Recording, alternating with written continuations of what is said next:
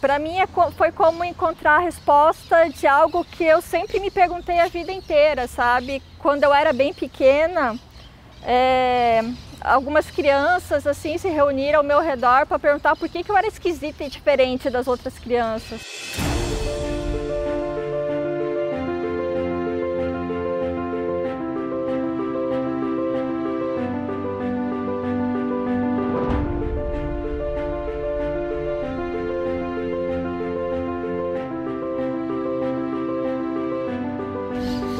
Eu comecei a desconfiar por volta no final de 2019.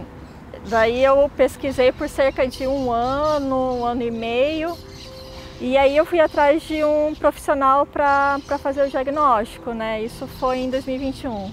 Tinha 38 anos de idade, em 2019, quando fiz testes com um neuropediatra, então tive o meu primeiro laudo de autismo. Todos os procedimentos diagnósticos confirmados eu tive com 26 anos.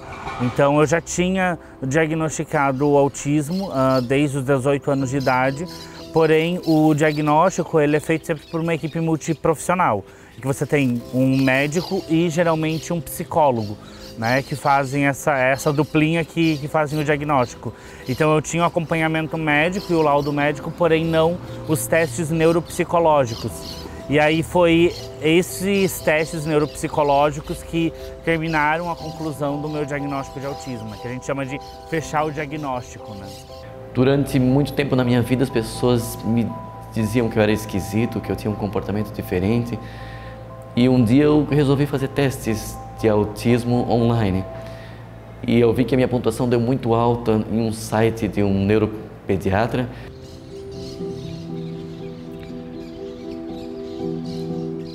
Para mim foi como encontrar a resposta de algo que eu sempre me perguntei a vida inteira, sabe? Quando eu era bem pequena, algumas crianças assim se reuniram ao meu redor para perguntar por que eu era esquisita e diferente das outras crianças, sabe? E acho que de certa forma isso sempre me acompanhou, sabe? Em vários momentos da minha vida era perceptível que eu era diferente dos meus pares, dos meus colegas, sabe? Então é uma sensação de alívio, sabe? De poder entender uma parte de mim que parecia que estava fechada atrás de uma porta, sabe? Inicialmente teve muita resistência por parte dos meus familiares, né? Principalmente por dúvidas do diagnóstico. Duvidaram e invalidaram o diagnóstico, inclusive dentro da família. É até meio dramático dizer isso, sabe? Mas eu lido com pensamentos suicidas desde muito cedo e depois do diagnóstico eu comecei a me entender melhor e a me respeitar mais. Eu consegui superar isso, sabe? Então é o fim de um ciclo assim, de mais de 20 anos que eu tinha muita dificuldade de entender certas coisas, certas dificuldades. Eu achei que foi uma coisa muito boa para mim. Antes, no caso, as pessoas só diziam que eu era diferente, esquisito. E a partir de então comecei a ter um laudo e uma explicação por que disso. Pessoalmente falando, para mim foi libertador, né? Eu acho que todas as pessoas autistas com quem eu me relaciono, sejam pacientes lá no Vale PCD, ou até mesmo pessoas que nos seguem, ou amigos e tudo mais, sempre tiveram essa mesma confirmação que eu tenho, assim, de que o diagnóstico ele é libertador. Porque você sai dessa categoria do estranho, dessa categoria do objeto e você passa a ter um comportamento organizado, um estudo, né, com vários estudos e uma compreensão de sujeito que inclusive é passível de desenvolvimento profissional, é passível de desenvolvimento pessoal e tudo mais. Eu acredito que o diagnóstico, não só o diagnóstico, mas essa compreensão da diferença, porque eu acho que também não adianta, como eu ouço muitos colegas e às vezes ouvo de mães e pais, que eles têm um diagnóstico, mas eles ouvem praticamente uma sentença de morte dos médicos, sabe? Tipo, teu filho não vai ser nada na vida, não vai aprender a ler, não vai aprender a escrever, sabe? É importante ter o diagnóstico de autismo mais cedo, pois na vida escolar, o autista sofre muito pelo seu comportamento. Quanto mais cedo, mais possível é de você tratar e trazer intervenções para aquela pessoa autista. Como eu estava falando antes, o autismo ele é um espectro. Então existem muitas possibilidades de ser autista e também muito mais possibilidades de se desenvolver dentro do autismo. A gente não tem nenhuma possibilidade de sair do espectro autista, ou seja, de deixar de ser autista. Uma pessoa que nasce autista, ela vai morrer autista.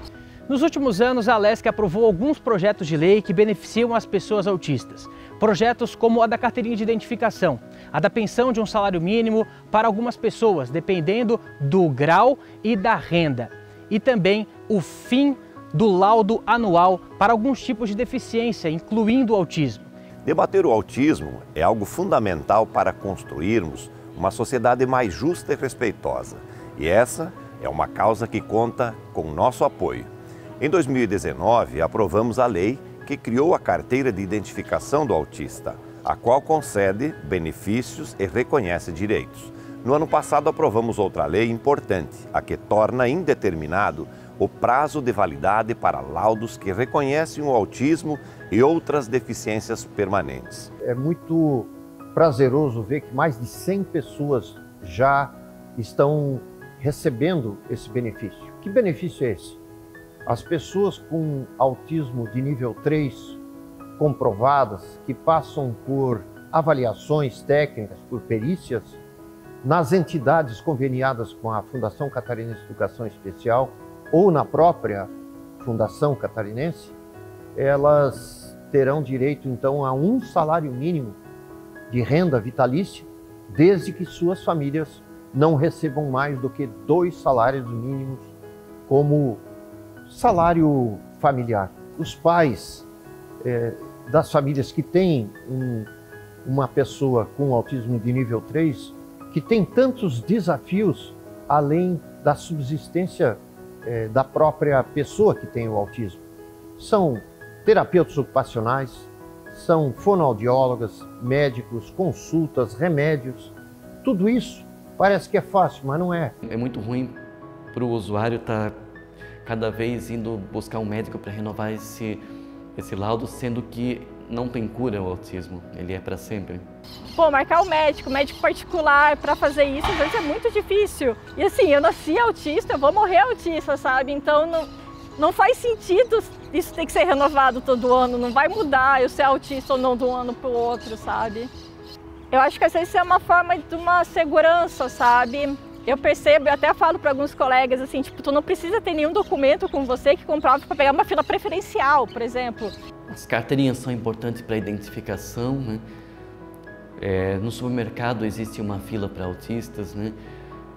O próprio ônibus também tem o que se chama de passe livre, também é importante ter o laudo e a carteirinha. Essa carteirinha só é importante para essas coisas, sabe? Porque é algo que pode estar sempre com você, porque é muito angustiante, sabe? Eu conheço muitas pessoas que às vezes não usufruem um direito simples como esse, porque o medo assim de sofrer uma violência, de vir alguém para cima, tipo, meu, tu não tem direito a isso, sabe? Quando a gente fala de mercado de trabalho e população com deficiência, e aí aqui eu faço o recorte de pessoas autistas, mas não deixo de olhar para as outras deficiências, é que no Brasil, cerca de 1% da população com deficiência acessa o mercado de trabalho. Quando a gente vai começar a categorizar os tipos de deficiência que mais acessam o mercado de trabalho, as deficiências visuais e físicas elas acessam mais. Em compensação, as deficiências psicossociais acessam muito menos o mercado de trabalho. Tem um movimento ali que ela não consegue trabalhar. Né, que ela não tem um apoio familiar às vezes para conseguir trabalhar e ela precisa de uma série de terapias, uma série de remédios. Os remédios muitas vezes são muito caros. Mas sim, eu acho muito importante se entender isso, se entender que existem essas pessoas que a gente tem que amparar, sabe? Porque tem muitas dificuldades, sabe? Quando a gente consegue ter política de inclusão no trabalho, política de assistência social, política de educação inclusiva, a gente começa a dar para essas pessoas perspectivas e possibilidades. Cada indivíduo é único, não existe um padrão de autismo. Cada um tem as suas características, elas podem variar de um para outro. Alguns são mais organizados, outros são mais desorganizados. Então isso muda de pessoa para pessoa, a gente está realmente trabalhando com um ser humano. Eu quero que os autistas de hoje tenham uma experiência melhor do que eu tive, sabe? Que eles cresçam entendendo isso, entendendo essa diferença, que as pessoas ao redor entendam essa diferença, sabe? Então, hoje eu sinto que eu tenho um objetivo de vida também, sabe? Além de tudo isso. Eu sou dos movimentos sociais, né? Eu atuo no movimento estudantil, no movimento LGBT, então aqui eu geralmente ajudo a organizar as manifestações que tem na cidade. Então, manifestação é um lugar muito barulhento, né? Muita gente gritando, é bateria, né? Tem essa dinâmica da manifestação. E eu sou a pessoa que está na agitação, então eu sou a pessoa que grita mais alto que todo mundo, que faz as pessoas gritarem, que faz se movimentarem, eu tenho esse jeito mais agitado, mas para isso eu me preparo. Então, a nível de relacionamento pessoal, eu consigo ter esse preparo, eu consigo ficar num lugar mais tranquilo antes, me preparar antes para conseguir estar na manifestação e depois voltar e me desligar, né, e ter esse momento de relaxamento e tudo mais. E isso, né, eu consigo me organizar. Isso também vai influenciar na minha vida profissional. Eu trabalho na educação há muitos anos, trabalhei inclusive sem ter o laudo médico. E eu sempre gostei de trabalhar na educação, sempre gostei de trabalhar com alunos. E eu acho que uma forma de incentivar outros a trabalharem com isso é conhecer a realidade de uma escola, de uma PAI, conhecer a realidade da educação. Você tem orgulho de ser como você é? Tenho orgulho de ser assim como eu sou. Eu tenho orgulho porque é uma sociedade que a todo momento tenta me colocar no espaço da vergonha. Então eu tenho orgulho de lutar contra isso, eu tenho orgulho de me posicionar contra isso e de acolher os meus, de construir os meus. É que nem um orgulho LGBT, né? Tipo, não é orgulho de ser isso, mas é um orgulho de eu vou estar aqui, eu vou dizer que sou e eu não vou me esconder quem eu sou para agradar outras pessoas, me fazer quem eu não sou para me encaixar num lugar que não me aceita como eu sou, sabe? O que era dado à pessoa autista era o quartinho escuro e o manicômio. A gente não quer mais o quartinho escuro e o manicômio. A gente quer a universidade, a gente quer o trabalho, a gente quer a política, a gente quer a assistência social, a gente quer o direito. E se possível, sim, a gente quer o mundo. Por que não?